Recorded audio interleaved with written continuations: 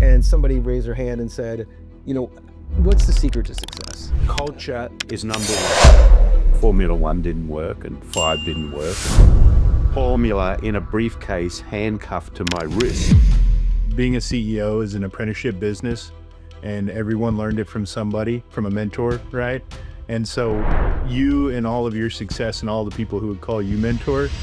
Hey, thanks so much for tuning in again to the Acquirable podcast, where we help your company become irresistible by focusing on the 4 things that we know are true about a company. When you have your efficiencies and your finances and your culture and your scale dialed in, you become irresistible.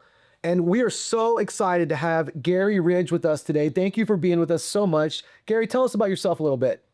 Well, you know, I was privileged to be the chairman and CEO eventually, or CEO and eventually chairman of a great company, San Diego company, that little blue and yellow can with a little red top, WD-40 company for 25 years.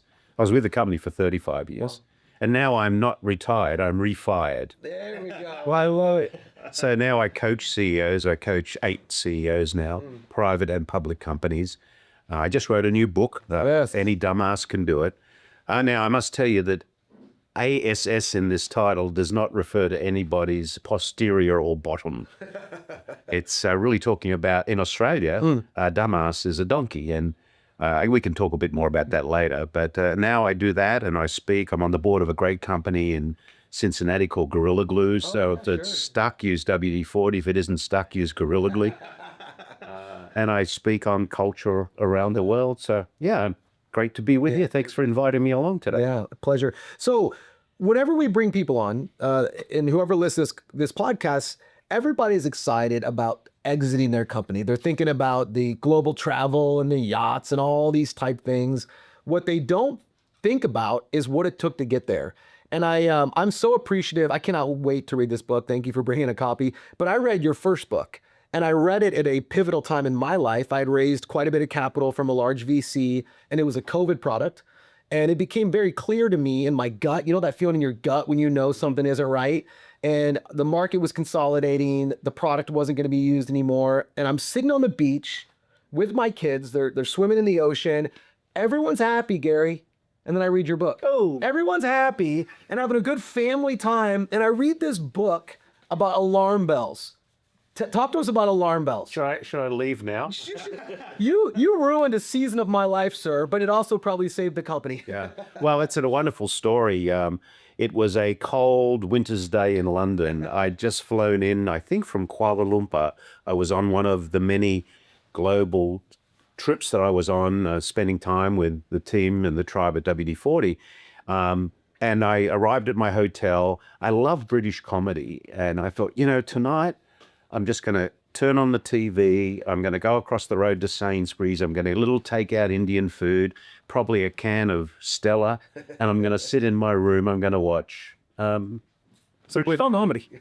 So I get in the room. I had a pair of shorts on, a T-shirt, and you know those flip-flops you get in a hotel that never fit your feet? Yeah, well, I have a size 12, and these didn't fit, but I had them on. And I had my little bit of Indian food there, and I clipped my beer, and I'm sitting there, and the alarm bell goes off in the hotel. And I did what I normally do. I didn't pay any attention to it. I stayed in hundreds, thousands of hotel rooms. And normally, you know, they turn it off. Right. But it still kept ringing. Yeah. And I'm thinking, well, turn the thing off. How am I going to watch the show? Next thing, bang, bang, bang. Mr. Ridge, evacuate. Whoa! So I grabbed my phone, I grabbed my passport, and I head down the stairs, and I hit Berkeley Square of London, and it's winter. And here I am, dressed as I am. Sure. Anyhow, the short story was someone had left a backpack in the lobby, and they were concerned it might have been a bomb.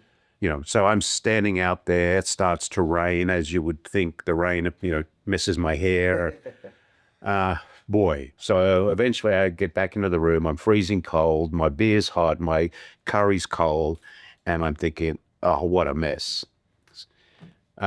Next day, I'm flying somewhere. I'm thinking, you know what? There's got to be a learning moment in this, a lesson in this. And I thought about, what are all the alarm bells that are going off right now in my life, both business-wise and personally, that I'm not paying attention to that could put me out in the cold. So on my flight back to San Diego, I took a piece of paper and I put a line down the middle and I said personal and business. I started to write all these things down. And then I crossed off the ones that were insignificant, and there were a few that I should pay attention to. So my learning moment was, we got alarm bells going off around us all the time. If we don't pay attention to them, you could end up out in the cold. Yeah. It was a incredible moment for me as I'm reading your book on this beach, and I begin to realize I have an amazing alarm bell going off in my company. And if I don't go home right now and address this, that and fortunately, and I really do credit that moment reading that book, of going back to my board, going back to the team and saying, we've got to pivot this company. We've got to change direction. We've got to build a durable product. And really, if we're going to be irresistible, we ended up selling that company. It was a great exit, but I'll never forget that day on the beach. And so I appreciate your work. I can't wait to read this. We're going to get in this here in a little bit. But we always do with these 4 things so alarm bells, that'll be our theme for the day. Yeah. What do we think about? And why don't you bring us into a little bit about some of the alarm bells maybe we need to be paying attention to? Yeah, so as we alluded to, we always think through the lens of efficiencies, financials, culture, and skill. And I'd love for you to just unpack for us how you would, or you did see WD-40 through those lenses, starting with efficiencies. Well, we really understood what we were okay at, and we understood what we weren't very okay at. We outsourced all of our manufacturing, for example, because, to build packaging plants around the world was capital intensive. And that's not where our business was. There were plenty of good packaging companies around the world. So, we ended up with, until when I left, I'm not sure how many there are now, but probably 15 or 16 packaging partners, a bit like Coca-Cola. We used to make the secret, and we still do, well, they still do, make the secret sauce for WD-40. It's a secret formula. In fact, the formula is in the bank just next door to where we are now. Get out of here. Oh, really? Yeah. It's a piece of paper. It's in well, last time I saw it, Yeah. because we brought it to this bank when we moved WD-40 to Scripps Ranch. And I actually rode in the back of an armored car with the Out of here. formula in a briefcase handcuffed to my wrist. You're kidding me. And we took it in and we put it in the bank. And it's in a brown paper envelope, written in pencil on a styrene notepad from 1953 when it was first. You're kidding me. Yeah. It's like grandma's recipe. That's an amazing story. Yeah. True. Wow. So anyhow, so efficiency with us was we weren't shy about outsourcing what we weren't good at, so we could invest in what we were okay at, which was building culture and marketing a brand, which was so important to us. Did you always have contract manufacturing since the start of your tenure? Since the start of the company. Okay. In 1953. Do you know the story about WD-40? No, tell us the origin story. In 1953, there was a fledgling company in San Diego called Rocket Chemical Company, and it was in Napa Street. And there was a problem with condensation and corrosion in the umbilical cord of the Atlas space rocket. And Convair was the contractor. And they went out to industry and said, hey, we got this issue. Can you help us solve it?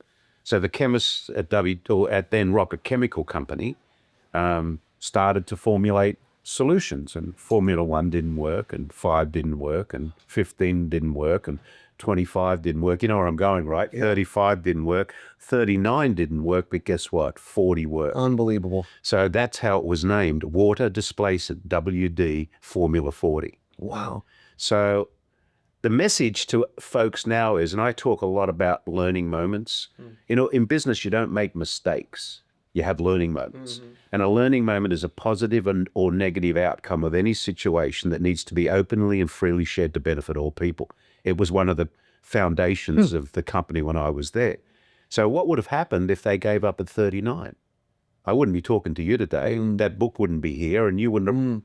What it changed my alarm bell. Yeah. So, I think the thing about the learning moment is fear is one of the most disabling emotions we have. So why would you want a culture in an organization where people are afraid and there's a low sense of, security and personal safety? And, I love that you talk about 4 things that are important, but I'm going to tell you guys, you got it wrong. The number one thing is culture.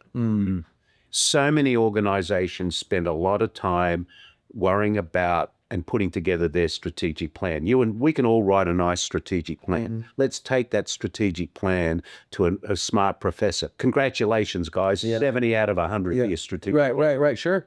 But if only 30% of you people in your organization go to work every day and are passionately executing against that plan, you guys are finance guys. What's 30 times 70? Yeah. Not enough. But what is it? It's 21%. Well, whatever that is. Yeah. But what happens if 80% of your people go to work every day and are passionately executing? 80 times 70 is a much bigger number. So success is the will of the people times strategy. And, you know, it's disgusting when you read the latest Gallup research. Nearly 70% of people who go to work today in the United States are disengaged or actively disengaged. Actively disengaged means they're sitting and quitting. Yeah. So I love your 4 things, but you got it wrong. We need to reorder it. Culture is number 1. If you imagine a place where you go to work every day, you make a contribution to something bigger than yourself. You learn something new. You're protected and set free by a compelling set of values, and you go home happy. Why is that also important? Happy people create happy families create happy communities create a happy world. And don't tell me we don't need a little happier world right now. So not only does great culture in an organization build amazing businesses, it can make a positive difference to making the world a better place. So let me ask this question with our efficiencies. How did you deal with, because there's going to be a cultural theme that's going to go through all these, I can feel it. How did you deal with folks that weren't being efficient? They weren't doing their jobs, that when you knew that this is what it was going to, look, you were running a global high growth company. There's stress in there. There's misses in there. There's lack of efficiencies in there. And at the core of that, that's people. And so how would you deal with the efficiency culture? Easy. The book that you're talking about, I believe, is called Helping People Win at Work. And the byline was, I'm not here to mark your paper, I'm here to help you get an A. So number 1, in organizations, what does an A look like? And most organizations do not have clarity around what can I expect from you and what can you expect from me. Yeah. So number 1 is, if you're going to build a great culture with an organization, firstly, do you have a clearly defined purpose? What's our purpose? What is this thing we're going to do that's going to be bigger than ourselves? What did you think the purpose of WD-40 was? What do you think our purpose statement was? I don't know, but I did hear you say the blue can with the yellow marks and the red top around the world. If you asked me what business we're in, you know what I would have told you? We're in the memories business. Yeah, you are. Yeah, you are. I can't remember the first time I used WD-40. I was in Columbus, Ohio. Yeah. I got my first bike. I left it out in the rain. And my dad pulled out this can of WD-40. I was in 3rd grade, Columbus, Ohio. Perfect. So the smell of WD-40 reminds me of hanging out with my dad in the garage. So our purpose statement was, we existed to create positive, lasting memories, solving problems in factories, homes, and workshops around the world. We solved problems and we created opportunities. So if someone said, what do you do? We said, I create great memories for people every day, is much more exciting. You say, I stop a squeak. Although you did do that really damn well. Which actually made the home a lot better. Yeah, you do what I'm saying? So firstly, do you have a clearly defined purpose? The next thing is, do you have a clearly defined hierarchical set of values that protect people and set them free? One of the challenges we had for efficiency, if you put it that way, was we were going to build a global infrastructure. The sun was never going to set on our company somewhere around the world. Wow. I didn't want people sitting in Barcelona waiting for the sun to rise in San Diego to call someone up and quack up the hierarchy to get a decision made. I wanted people in the organization to be able to make the decisions right there and then, so we had flow, not friction. So we did that by having a hierarchical set of values. Our first value is we value doing the right thing. Our second value was we value creating positive, lasting memories in all of our relationships. Our 5th value or 6th value was we value sustaining the WD-40 economy, which is the one that points to profitability. Now, you would think as a public company, I would be preaching every day about the fact, you know, it's all about profits. Shareholder value, yeah. Shareholder value is an outcome of having a very, very effective culture and a smart strategy. The outcome is shareholder value. Right. That's the outcome. Exactly. Let's talk finances. Yeah, talk to us about finances. Understanding that and I'm excited about this. Everything I think here is going to have a cultural element to it. And I think that that's a superpower. It's a superpower. And I want to hear, how did that work in your ecosystem? Finance? Yeah, finances in the lens that you'd think through. Well, we again had very clearly defined metrics. We had a metric around growth. We wanted to grow our revenues, and we said between 6 and 10% a year. That helped us then determine where do we place our bets. You can't place your bets everywhere. There's a great book written by Al Rees. He says, "Focus, your future depends on it." So we were very focused. When you think about the world, and now the brand is now in 176 countries. When I got the opportunity to lead the company, we were probably in 40. Wow. So to us, allocation of resources, which is about finances, was about where do you go first, second, third, or fourth. So we had to decide how we're going to do that. So again, it's really important to have that focus of finance, of where you wanted to go, because resources are not abundant. We only have time, talent, treasure, and technology. None of them are abundant, even though some people might say technology is now abundant. Well, maybe, I don't know for sure. So, I think that was important. We had metrics around gross margin. We said we want to have a gross margin of affiliate.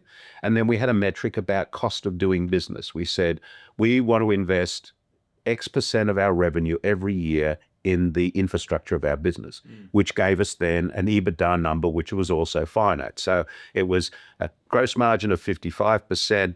We had a target of cost of doing business of 30%, an EBITDA target of 25%.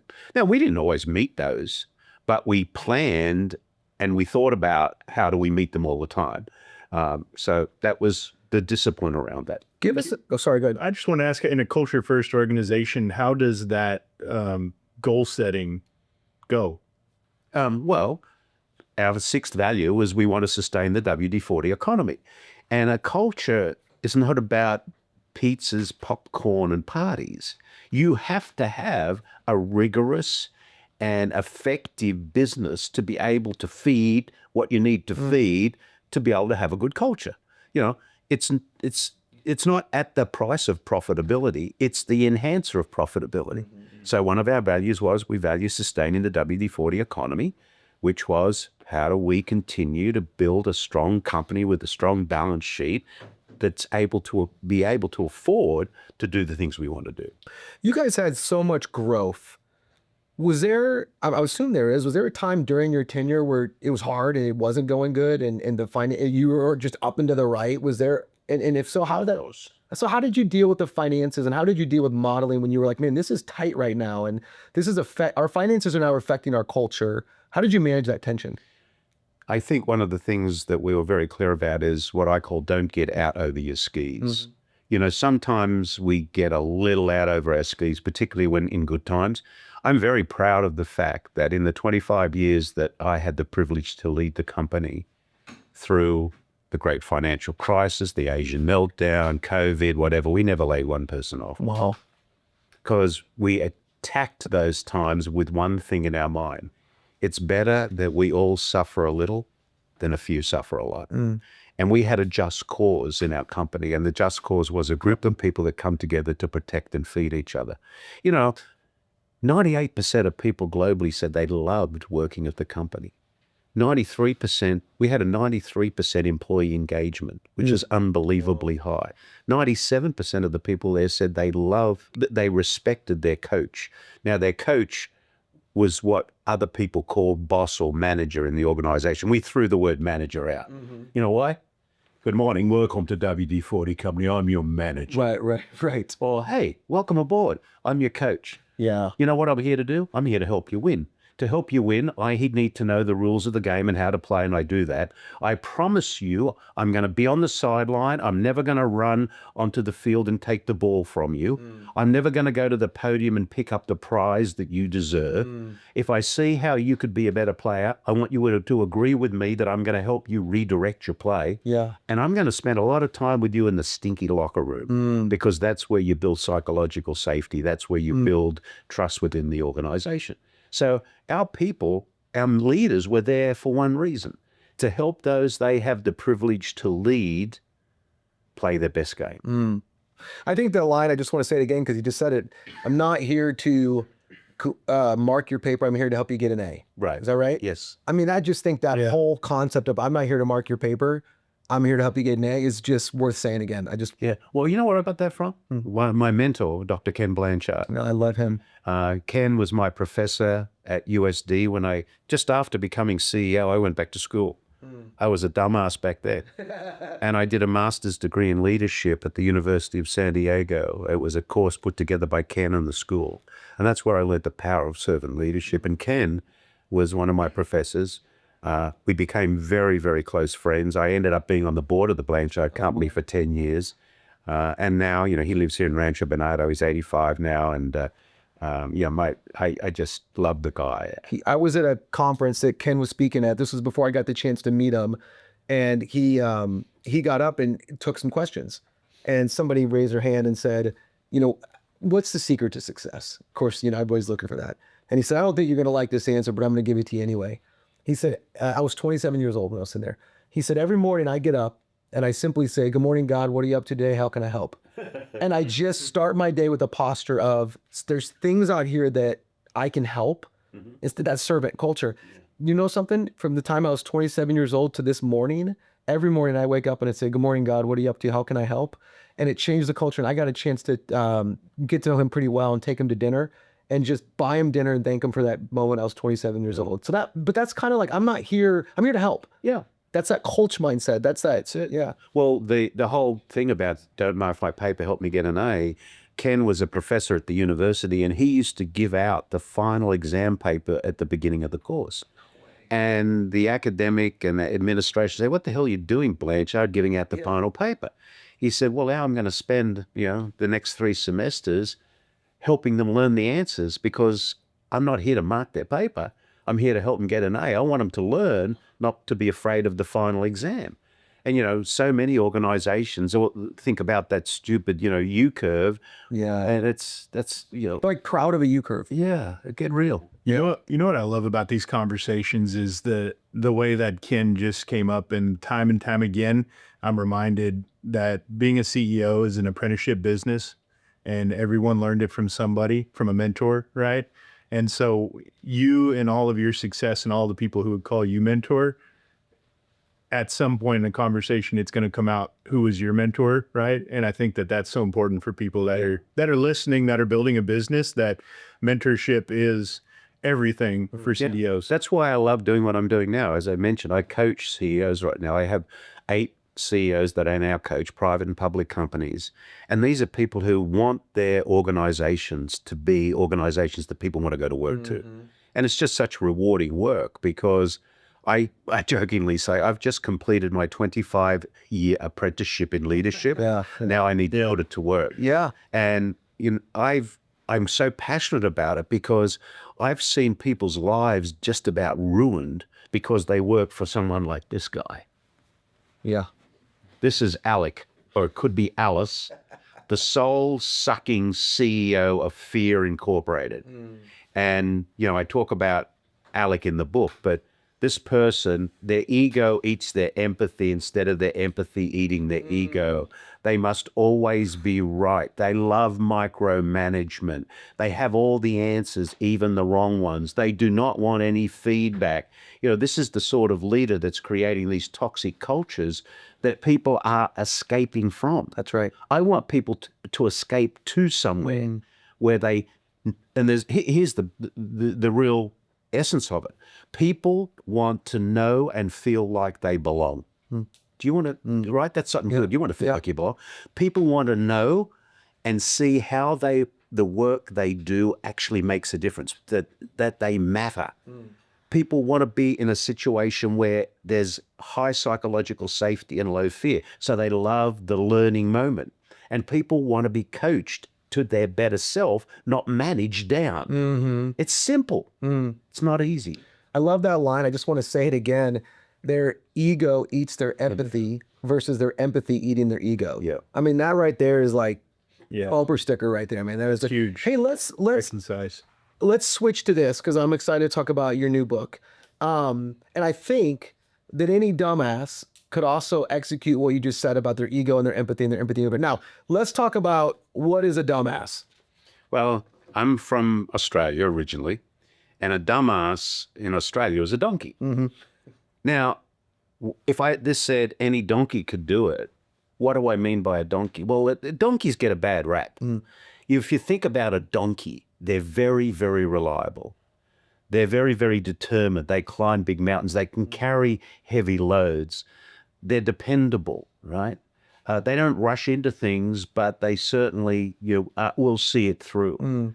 So I say a dumbass or a donkey that's the essence of leadership, right? That you're there, you're consistent, you're carrying the load, you're willing to walk up that really tough mountain as the leader with a big backpack on your back, not sitting at the bottom of the mountain drinking champagne. Right. So this is my legacy. What I wanted to do was to capture 25 years of learning moments. And the first chapter of the book's title is, Are You Okay? Because the first thing we should ask our people that we have the privilege to lead is, are you okay? What's on your mind? Anything getting in your way? So, there's 27 chapters of learning in there that, and it's got some good raps. Bob Sutton, who wrote the No Arsehole Rule book, he said, the most useful, fun, and BS-free book I have ever read by a veteran CEO. I love it. And then, on the back, Simon Sinek, Adam Grant, Amy Edmondson, Hubert Joly, Marshall Goldsmith, who's a dear friend of mine. You may have heard of them. Yeah. All talking about the book. And I was really fortunate. I cannot wait to read it, man. Let me ask you a question. Where did this come from? Did you have a good mother? Were you loved well as a son? Did your dad spend, because let's be honest, there's a posture you have towards culture, which we'll go into our third pillar and the most important one, as it were. Did you learn this? Was this always in you? Were you a third grader on the playground just asking people, are you okay? And carrying their lunch pail in? Like, where did this come from? Well, I talk a lot about it in the book, but my dad worked for one company for 50 years, from when he was 15 to 65. He was born in 1907. My mum lived till she was 99 years and 9 months old. And she in Australia and went through World War I, World War II, whatever. So, I grew up in a family that, was based on principles, but it really came to me when I joined WD-40 in Australia in 1987. I moved here in 1994 to head up our global expansion program. And in 1997, I became CEO. I don't know why, but there was a reason. And I knew how we could build the brand globally from a marketing standpoint. What I didn't know is, how do you build this culture that would allow people the freedom to do great work any time of the day? Yeah. I was on an airplane. I was flying from Los Angeles to Sydney, 38,000 feet over the South Pacific Ocean, 2 a.m. in the morning. And I was reading, as you do, and I read a quote that's attributed to the Dalai Lama.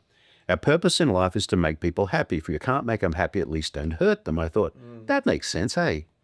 And then I read another quote from Aristotle, who was born in 384 BC.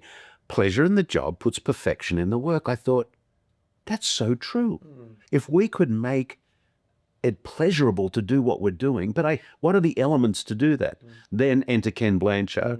I saw the article in the Union Tribune about this master's degree, so I went to an information session, and Ken was there, and he got up and he said, most MBA programs get people in the head. We got to start getting people in the heart. And I said, okay. So now I am the CEO. I go back to school. Wow. As the CEO, and I learned the attributes of servant leadership. So I had some of this in me, but that was really the turning point. Ken he's funny now. He said, well, Aristotle and Dalai Lama, I guess I was in good company. I should say. Tell me about a time you couldn't always bat 1,000. You couldn't have always been the perfect CEO, perfect, pathetic CEO.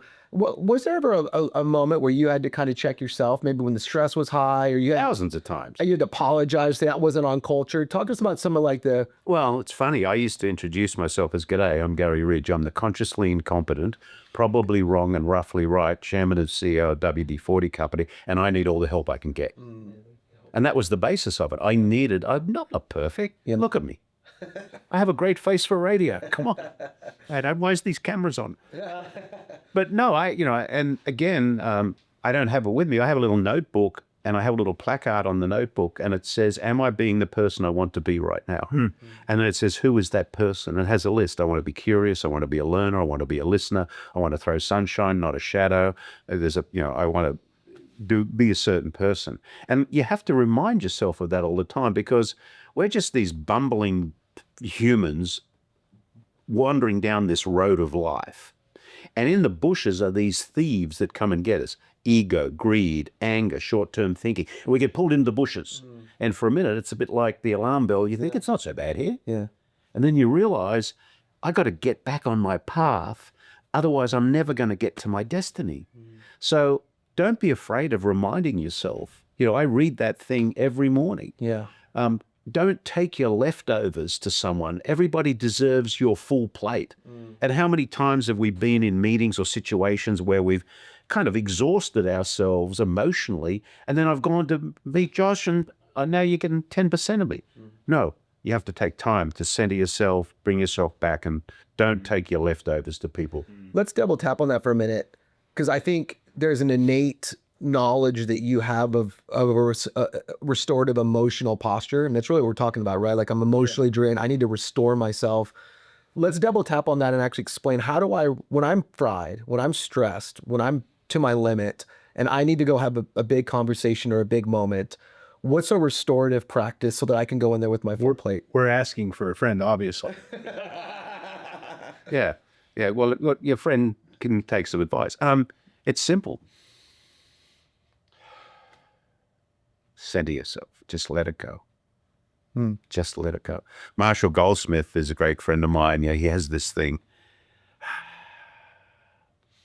Let it go. And that's just taking that moment to absolutely realize you've got to center yourself. Don't run from one to the other. I mean, life's a gift, man. Don't send it back unwrapped. Right. Yeah. So, do a little unwrapping. Yeah. There's a buddy of mine, he plays for the NFL, and one of the things that they teach him, and I can't remember the right way to say it, but it's basically, it's a certain meditation type, and it's basically you come up with your own sound. Oh, yeah. Yeah, I can't remember the exact name of the meditation. Yeah. But he's like, he encouraged me to spend time trying to find a humming or a sound that worked for me.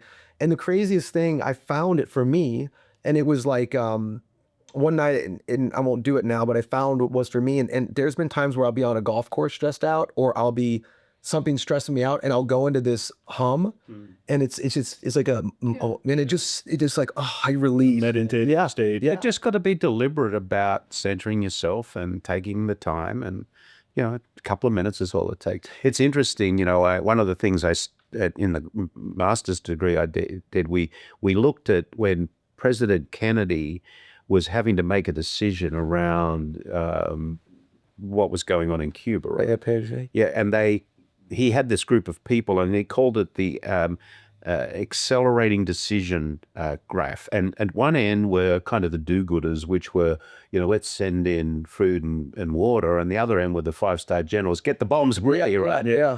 And Kennedy took all this in, and there was a headline in the paper the next day, he was out on the sailboat. Everyone. What did he do? He went to a place of solace. And he came back the next day, he said, thank you. I've taken in all of your points of view. I've gone to a place of solace to think about it. This is what we're going to do. So many times, we used to have our building down in Cudahy Place down near USD, only about a block from where the company actually was birthed. Wow.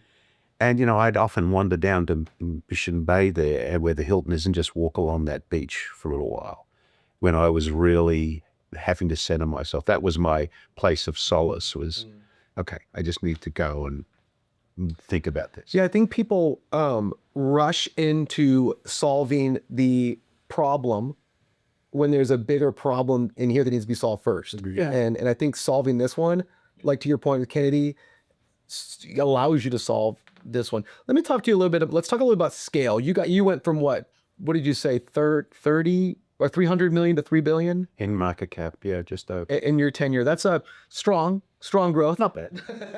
So let's talk about scale. How in the world did you scale a company from 300 million to over 3 billion? And by consistently executing our culture against a reasonable strategy. It's that simple. It's that simple. And, you know, we're a public company, and one of the things that I wasn't going to do was be driven by 90-day demands. You know, I said, I'm going to build an enduring company that will be proud to hand on to others. Now, that's fine. You had to have results. So, you know, we used to give out annual guidance and a 5-year plan. And, you know, many times I've been on analyst calls. They said, you missed your quarter. I said, it wasn't my quarter. It was yours, your number. I didn't give you a number. But, you know, we had the annual growth, and we told our story. We told our story deliberately, consistently. This is what we're doing. Yep. And here's how you can measure us. And we ended up with a very consistent shareholder base that liked us. So we love deals here. Obviously, we're deal guys. And before the set, we were talking about the acquisitions you did in '99, and the role that they played in scaling globally. Can you just tell that story again? Yeah. Well, here we are, new CEO. Hi, Gary. Yeah, what do you want to do? I want to take the brand globally. Well, fine. Capital was not our issue. You know, we were generating cash, and we paid, 80% of our earnings out in dividends, right? Well, What I needed was shoe leather to be able to build the operation globally. So option A, hi, I'm Gary. I go to Wall Street, say, hey, I'm the new CEO. I want to halve earnings for 10 years because I want to take the blue and yellow can with a little red top to the world. Well, they would have said, here's your hat. Watch your hurry. Don't let the door hit you in the back of the head on the way out. That wasn't going to work. So I said, well, how do we do this? I can't do it without investment. So we said, well, okay, what do we have? So we had an infrastructure in the US, which was a distribution chain, a sales force, and all the things. I said, well, what if we were able to acquire a stream of revenue that would not harm the goose that laid the golden egg, which was the blue and yellow can with a red top, but generate profitability. And what I'm going to do is I'm going to take some of that profitability and drop it into earnings, but I'm going to take most of it and I'm going to pour it into building out our global infrastructure. Well, as luck had it, and this was luck, and the Shoreline, the company you worked for back then, helped us. We found a bucket of household products that was owned by a private equity group that had lost their patience with it. And so we were able to buy the brands, bring that into our infrastructure, and added $100 million worth of revenue overnight, of which we took half of the profitability and started to build out our global network. And so that was the way we solved the problem. Now, I took on some debt. I had to go to talk to our largest shareholders. I reduced the dividend to get the dividend payout ratio down because it was too high anyhow. We were giving out too much. Now I think the company dividend is about 60%, which is fine. And we started to build it out. And we just maintained that business for a number of years. And then about 10 or 12 years ago, now we had gone from having, when we started this, we were about, I think we were only about 120 million in revenue.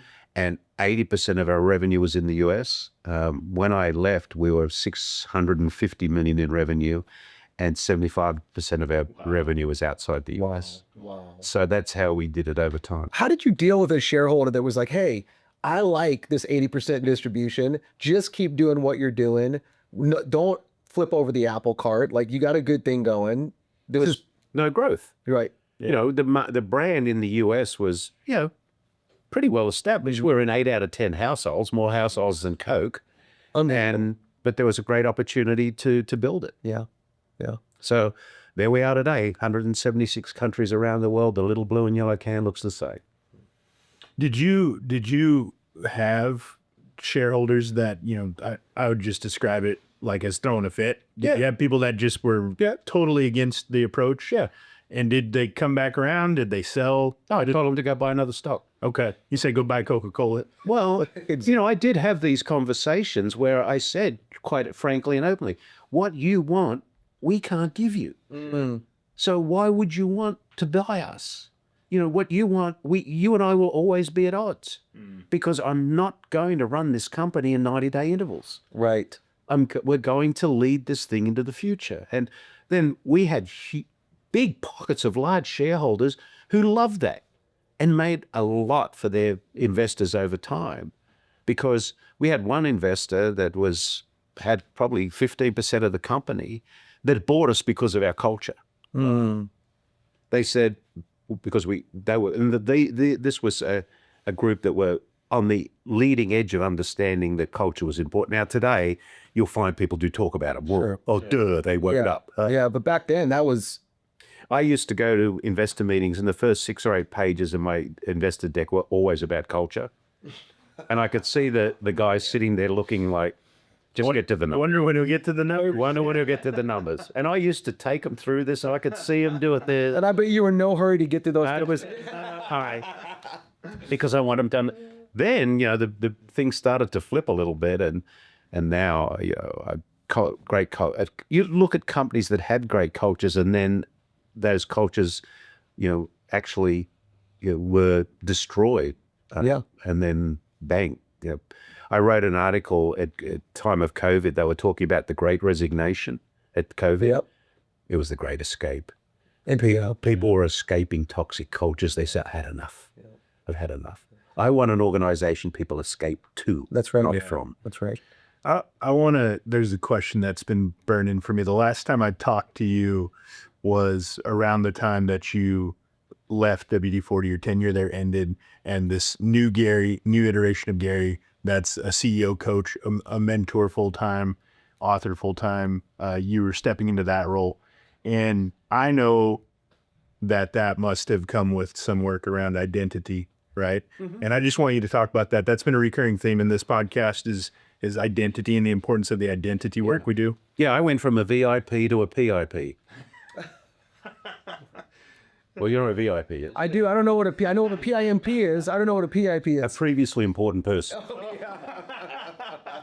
The last chapter in my book is called Don't Float into a Void, and I owe that to Marshall Goldsmith. Yeah. Marshall and I were in New York and about 10 years ago now, and he said to me, Garry, I've coached a lot of CEOs around the world, and I want you to know that you need to make sure that you have a clearly defined purpose the day you step down, because you can't float into a void. No. And he's right. Yeah. I have nothing to do with the company now. I had that lovely title, Chairman Emeritus, gave me, but I don't have anything to do. We have a great CEO. My job's done. And if I was to look in the rearview mirror, I would be agonized. So I said, okay, this is my new role, and I'm going to go do it. Yeah. So as we kind of finish this up, I want to double tap on the book again. Man, tell us about your book. Tell us what's in here. Tell us what we can discover when we get, because I'm going to jump right into this. I can guarantee that. But tease us out. Yeah, sell your book. Sell my book, yeah. Well, it's really a blueprint of the elements you need to put in place to build a great culture with true examples. And the thing that's good about the book, and I was really fortunate to have a great co-author, is at the end of every chapter, it says, what's the best thing you should do now? What's the worst thing you should do now? And what's the first thing you should do now about the learning in that chapter? And if people want to go to my website, www.thelearningmoment.net, you can take the dumbass quiz, and it'll give you your measurement of dumbassery. And I will send you a playbook also of 4 things you can start doing today to really change the culture in your organization, because we've got a job to do. We do. And a friend of mine owns a chain of Ashley furniture stores out in Charlotte, North Carolina. He has a great statement. He says, culture is not a microwavable event. It takes a crock pot approach. And it's so true. And it's so true. Well, that's awesome. Well, let's include the link to that in the description. You can click on that and take that assessment. Yeah. Garry, so appreciative. And I'll just say again, man, I appreciate your first book, the impact it had on my life. Your work is, it's affecting countless people you'll never know. but that's the beauty of sharing your life. And would you give us that Dalai Lama quote one more time? I think that was Our so good. purpose in life is to make people happy. If we can't make them happy, at least don't hurt them. I just think it's a beautiful thing. That is our purpose, man, to bring joy in people's lives. And you brought joy to us this morning. There's no doubt about it. And we appreciate you. Yeah, thanks, guys. Good to be with you. Yeah. Cheers. Cheers.